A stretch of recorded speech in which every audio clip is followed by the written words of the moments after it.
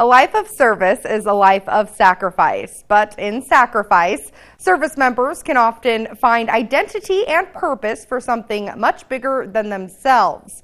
And KX News' Paige Gilmar has one such story in today's Veterans Voices. In the military, he was known by many names, including Rabbit's Foot, Varsity, and Sergeant Awesome. But for the sake of this story, you can just call him Kyle D'Amato. And D'Amato is the walking definition of a life of service. I think that who I have become is because of the military and my service. D'Amato was born in Northern California to a turbulent marriage. His parents eventually separated, and that's when D'Amato's life as the quintessential Rolling Stone began. His stepfather was an aircraft mechanic and then a pilot, and D'Amato moved to Hawaii at the age of 10 and then to Guam 2 years later. Moving around that much kind of taught me how to be alone, and kind of how to separate one part of my life from others. Spending the majority of his adolescence in Guam, D'Amato lived like a Neverland lost boy on the little U.S. territory. He excelled in sports and got his scuba diving license, where he quite literally dived into the depths of Guam's war history, with numerous sunken warships scattered around the island. And it turns out that he found more purpose underwater than on land, because Guam's rich war history inspired an interest in the armed forces. All these things just kind of pumped me up a little bit more to be able to, I think, put my part and my mark on history. And that interest was solidified on September 11th, 2001, after returning back to California. And then a recruiter reached out to him. He's like, hey, you qualify for several things. Here's your list. What do you want to do? And I think my exact answer was, if I'm going to do this, I'm going to go kick someone in the teeth. And although he didn't quite know where, since he was unassigned, he said that mystery was alluring to him. Back then it was just, you were an 11 X-ray, right? It just meant like an 11 Bravo as infantry, but an 11 X-ray is infantry unassigned. So it's you don't know if you're going to end up on Bradley's or in a Dragon unit or as a mortarman or what. You just didn't know back then.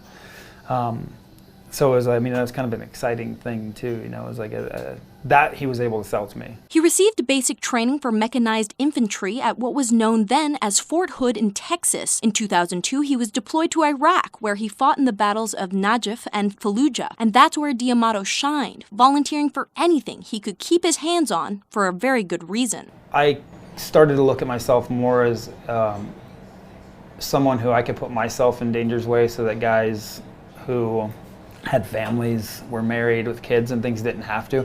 So I did a lot of volunteering, myself and another guy as well.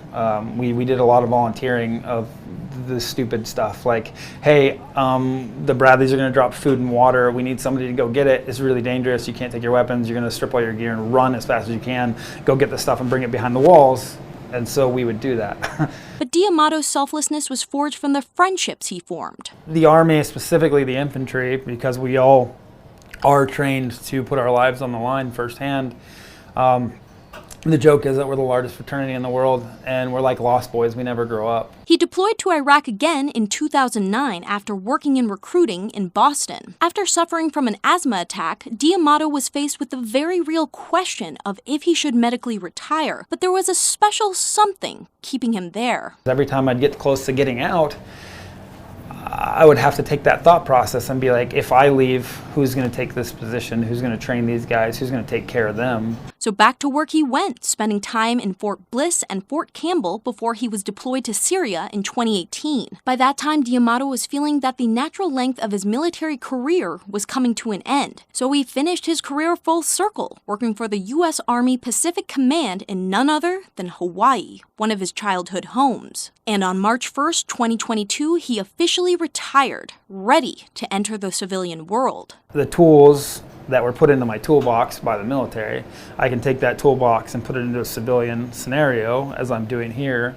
and with my partners and I make a successful run at a business in the community, where we're doing good and doing a service to our community. D'Amato is now the owner and partner of 2 Arrowhead cleaners and laundry businesses and a custom hat shop. I feel like I've changed my mission set, I went from protecting my brothers in arms and making sure that the country stays safe to protecting people from germs and dirty clothing. But looking back, he says living a life of service wasn't without sacrifice. The way that I took being married and devoted myself to my job over family.